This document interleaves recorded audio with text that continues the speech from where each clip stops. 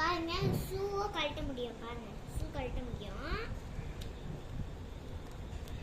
பார்த்தீங்களா எவ்வளோ அழகா இருக்குன்னு. அடுத்து குட்டி குட்டி குட்டி குட்டி பொம்மை கட்டலாமா?